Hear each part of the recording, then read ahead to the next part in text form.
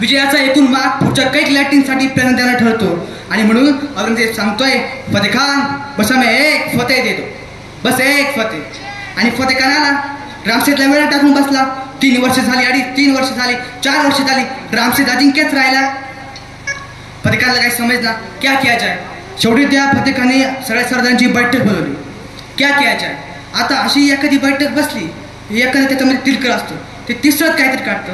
आता मी कायम सांगतो, एखादा गावाचा विकास करायचा असेल, समाजाचा विकास करायचा असेल तर 4 गोष्टी फार महत्त्वाच्या. पहिली गोष्ट, ज्याच्याकडे पैसे त्यांनी पैसा द्यावा. दुसरी गोष्ट, ज्याच्याकडे वेळ त्यांनी वेळ द्यावा. आणि तिसरी गोष्ट, ज्याच्याकडे कष्ट आहे त्यांनी कष्ट द्यावं. आणि चौथी गोष्ट, ज्याच्याकडे तिन्हीपैकी काहीच नाही त्यांनी किमान गप्प राहावे. अडचण पडे ती घ्यायची नसते हो, वळवळ ज्याच्याकडे काही नाही त्याची ती असं. चळवळ मुळे कायम पुढे.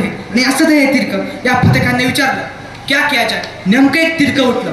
हुजूर ऐसा करते, बोलो हुजूर इस किले के सामने हम नया किला उभारते हैं. डोक्याला तापच नको त्यांचा किल्ला घ्यायचा, आपापला नावच बांधू ना. कोणी उद्देश सांगितले.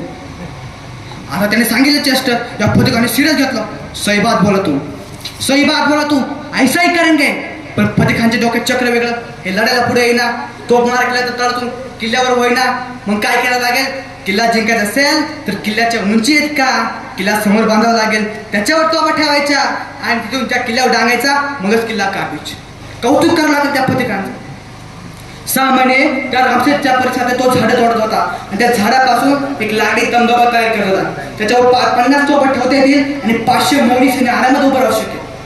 6 महिने काम चाललंय. मराठी बघताय, चालू द्या. 6 महिने झाले, तोफा सुद्धा त्या लाकडी दमदमा गेला. आता सकाळी सैनिक गोड जातील, तोफ मारा चालू करतील, किल्ला काढायची.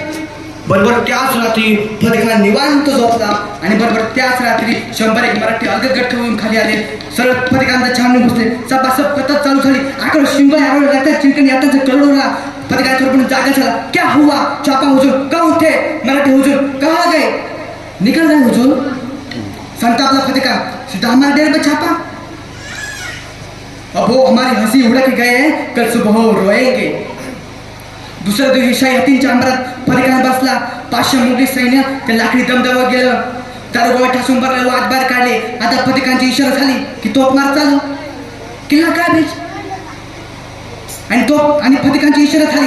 पेटणी मासा एक सैनिक पुढे झाला. तोफाची वाट पेटवायला आला. आणि तोफाची वाट पेटवण्यास त्याच रातोरात मराठीने पेरला सुरुंग पेटला. थुळथुळ करत गेला आणि प्रचंड मोठा आवाज झाला. धडाम. त्या 50 तोफा हे 500 मोगली घेऊन तो लाकडी दमडवा ठासळला आणि फतेह खानचे मनसुबे घेऊन तिथे शांत झाला. फतेह खान निराश नजरेने पाहत राहिला. त्या फतेह खानकडे बघत माझा रामाजी काढला. फतेह खान जाऊन सांग तुझ्या औरंगजेबाला, स्वराज्य जिंकायचा त्याचा मनसुबा या लाकडी दंडबा सारख्या ठासळला. 3 वर्ष झाली, 4 वर्ष झाली, 4.5 वर्ष झाली. फतेह खान संतापला. क्या क्या. शेवटी त्या औरंगजेबाचं त्याला पत्र आलं. तुम सिर्फ नाम के फतेह खान, काम के नाही. प्रमोशन. त्याला प्रमोशनवर विचारलं.